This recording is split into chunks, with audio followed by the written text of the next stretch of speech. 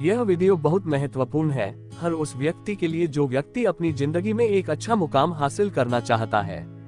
यह वीडियो उस व्यक्ति के लिए बहुत ही महत्वपूर्ण होने वाली है जो जल्द ही लोगों की बातों में आकर अपना लक्ष्य बदल देता है और असफल हो जाता है। यह वीडियो आपको बताएगी कि लोग आगे बढ़ने वाले व्यक्ति को कैसे रोकते हैं, जिस व्यक्ति का निश्चित लक्ष्य होता है उसका रास्ता कैसे भटकाने के लिए आते हैं।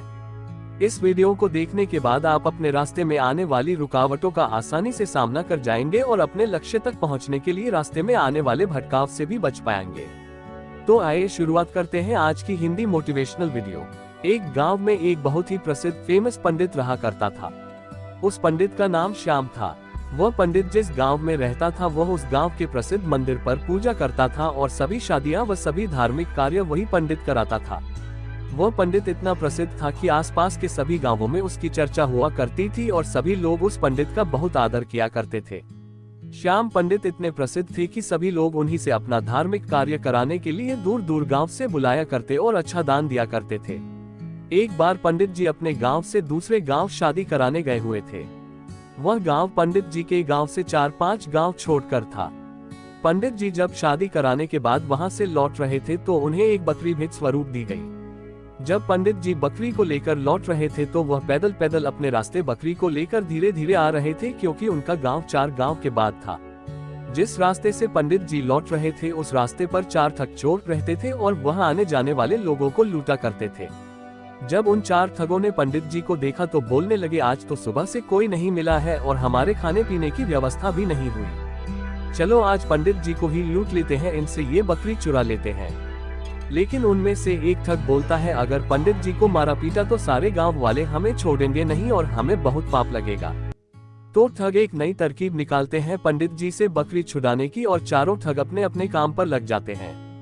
पंडित जी जब पहले गांव पहुंचने वाले होते हैं तो वहां पहला ठग उन्हें मिलता है, जो एक साधारण व्यक्ति की तरह पंडित जी से राम राम करता है और उनके पैर पड़ने के लिए झुकता है, लेकिन रुक जाता है और पंडित जी से बोलता है, पंडित जी आप तो बहुत प्रसिद्ध पंडित हैं और लोग आपकी बहुत इज्जत करते हैं, लेकिन आप इस गधे के साथ क्या कर रहे हैं। तो पंडित जी गुस्सा हो जाते हैं और बोलते हैं, अरे मूर्ख, ये गधा नहीं, ये बकरी है, बकरी। लेकिन वह ठग उनसे कहता है कि ये बकरी नहीं, ये तो गधा है। पंडित जी आपको किसी ने बेवकूफ बना दिया।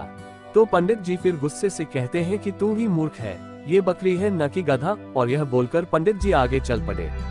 लेकिन पंडित जी के दिमाग में इस अनोखी घटना ने एक हल्का सा भ्रम डाल दिया और वह आगे निकल गए। धीरे धीरे पंडित जी आगे बढ़ रहे थे और वह दूसरे गांव पहुंचने ही वाले थे कि उन्हें वहां दूसरा ठग मिला, जो कि बिल्कुल साधारण व्यक्ति की तरह वहां खड़ा था और पंडित जी से राम राम करता है और उनके पैर पड़ने के लिए झुकता है, लेकिन वह रुक जाता है।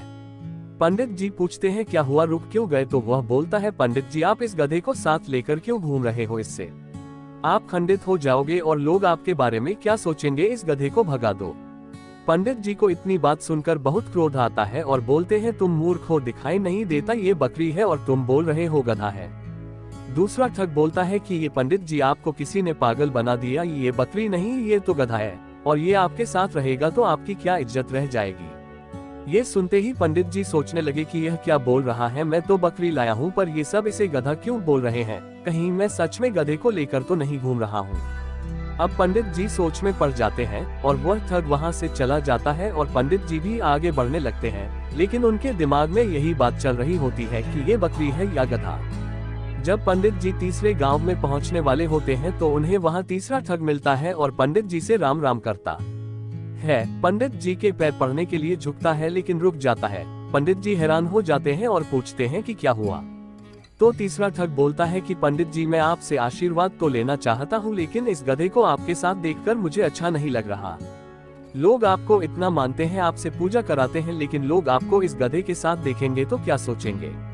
इतनी बात सुनकर पंडित जी कहते हैं कि मैं इस गधे को गांव के बाहर छोड़ने जा रहा हूँ, मुझे रास्ते में दयनीय हालत में मिला था, और पंडित जी वहाँ से निकल जाते हैं। कुछ लोगों की बातों में आकर पंडित जी का विश्वास खुद से उठ जाता है। उन्हें लगता है कि लोग सही बोल रहे हैं और मैं गलत हूँ, लेकिन फिर सोचते हैं कि मैं सही हूँ। इसी तरह उनका विश्वास खुद पर से गिरने लगता है और सोचते हैं कि मैं अपने गाँव पहुँचने वाला हूँ, अगर ये बकरी नहीं हुई और गधा हुआ तो लोग मेरे बारे में क्या सोचेंगे। यही सोचते सोचते पंडित जी चौथे गांव पहुंचने वाले होते हैं कि उन्हें चौथा ठग मिलता है और पंडित जी से राम राम करता है और पैर पड़ने के लिए झुकता है, लेकिन रुक जाता है। तो पंडित जी पूछते हैं क्या हुआ, तो वह ठग पंडित जी से बोलता है, पंडित जी बाकी सब तो ठीक है, आप इस गधे को साथ में लेकर क्यों घूम रहे हो। तो पंडित जी कहते हैं कि मैं इस गधे को गांव के बाहर छोड़ने वाला था। तो वह ठग बोलता है कि पंडित जी यह गधा आपको शोभा नहीं देता, लोग क्या सोचेंगे आपके साथ यह गधा देखकर, आप इसे मुझे दे दीजिए, मैं इसे बाहर छोड़ आऊंगा। तो पंडित जी अपने आप पर विश्वास को खो देते हैं और उस बकरी को गधा समझकर उस ठग को दे देते हैं और अपनी बकरी को छोड़कर आ जाते हैं। और उन चारों ठगों की यह तरकीब काम कर जाती है और वो पंडित जी से बकरी छुड़ा लेते हैं और उसे बेचकर पैसा कमा लेते हैं। इसी तरह हमारे आसपास भी हमारा रास्ता भटकाने के लिए बहुत सारे ठग जरूर मिलेंगे जो हमारा रास्ता भटकाना चाहते हैं। उनसे बचकर और खुद पर विश्वास रखना होगा, तभी हम अपने लक्ष्य को पा सकते हैं। इस वीडियो से हमें कई सारी सीखने को मिलती है जिनसे हम अपनी सफलता का जल्द से जल्द पा सकते हैं। सबसे पहले तो हमें सीख मिलती है कि हमें खुद पर विश्वास रखना चाहिए। दूसरा व्यक्ति क्या कह रहा है उससे हमें कोई फर्क नहीं पड़ना चाहिए, क्योंकि रास्ता भटकाने वाले बहुत मिलेंगे। इस कहानी में भी वही हुआ है। अगर पंडित जी को खुद पर पूरा विश्वास होता कि हाँ ये बकरी ही है, तो वह अपनी बकरी को ठगों को नहीं देते।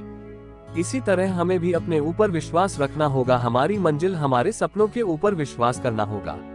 अगर हमें अपना लक्ष्य हासिल करना है तो हर किसी से सलाह नहीं लेना है और किसी भी व्यक्ति की नकारात्मक बातों से हमें कोई फर्क नहीं पड़ना चाहिए, क्योंकि लोग तो सिर्फ आपको भटकाने के लिए आते हैं कि ये कर लो वह कर लो, लेकिन अगर आपका कोई निश्चित लक्ष्य नहीं होगा तो आप कभी सफल नहीं होंगे। इसलिए अपना लक्ष्य बनाकर सिर्फ उसके ऊपर काम करो, बिना किसी व्यक्ति की बातों पर ध्यान दिए। जब आप अपने लक्ष्य को पाने के लिए काम करते हैं तो रास्ता भटकाने और रास्ता रोकने बहुत सारे लोग आएंगे, आपको उनका सामना करना होगा।